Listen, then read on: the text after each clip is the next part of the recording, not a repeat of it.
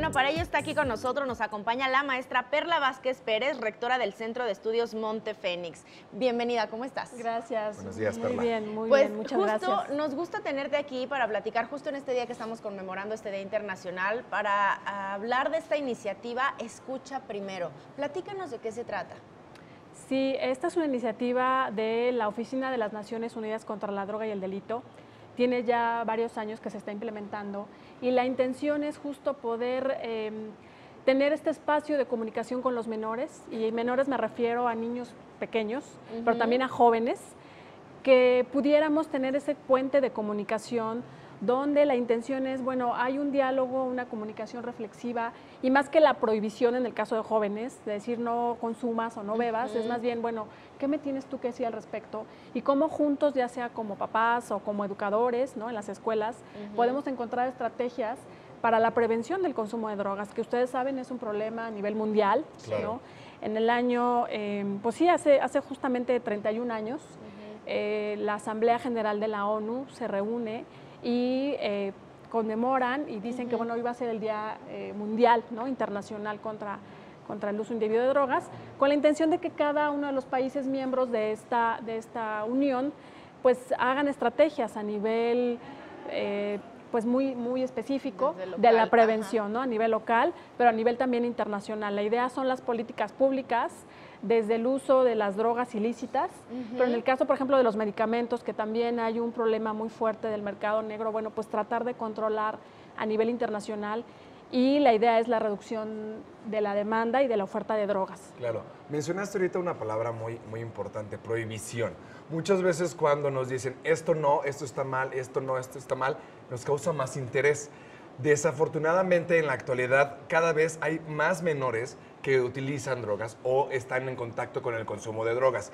¿Cuál es la propuesta o cómo se puede trabajar para que este tipo de información llegue directamente a los niños, en este caso ya los niños, porque tal vez ahora en primaria, secundaria, pues ya es un poco tarde, pero cómo se puede trabajar para que llegue la información a los niños y lo vean de cierta manera como algo común, pero bien informados de lo que les puede causar?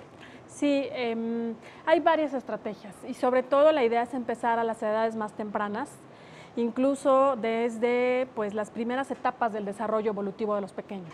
Si nosotros empezamos a hablar, más que hablar, a ayudarles a desarrollar ciertas habilidades desde el manejo de emociones, identificar sus estados de ánimo, si están contentos, si están tristes, el que sean asertivos, el que sepan decir que no, son habilidades que se tienen que estar practicando. Es como cuando aprendimos a leer y escribir.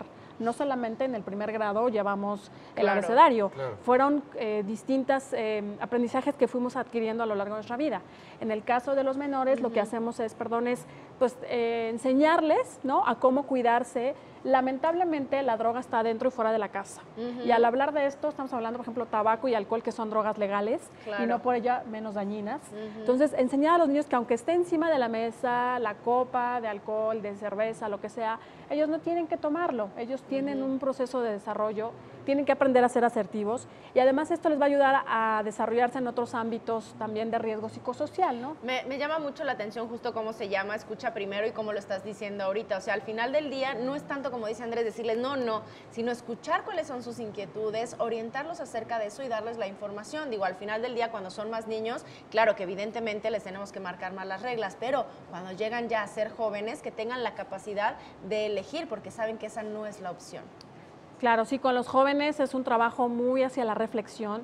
Nos habla el doctor Efren Martínez, él es experto en el área de prevención.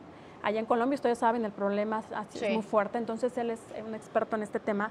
Y nos habla mucho de enseñar a los jóvenes desde el diálogo socrático, desde este análisis reflexivo, de decir, bueno, sí, ahí está la copa de alcohol, la voy a tomar o no. Y otra cosa muy importante con los jóvenes, no podemos hablar de un consumo responsable. Para un joven, un consumo responsable pueden ser 5, 20 o 30 copas. Claro. Consumo responsable se habla solo sí cuando es un adulto mayor de edad, Que no tenga un problema con consumo de drogas, ¿no?, y que sepa cuidarse. Y acuérdense, en el rango de 1 hora es que se metaboliza el alcohol. Digo, no estoy enseñando a beber, ni mucho menos, es más bien ser cuidadosos con los adultos. Y con los niños, ningún tipo de alcohol, por favor. Muchas gracias, Perla. Muchas gracias por venirnos a platicar.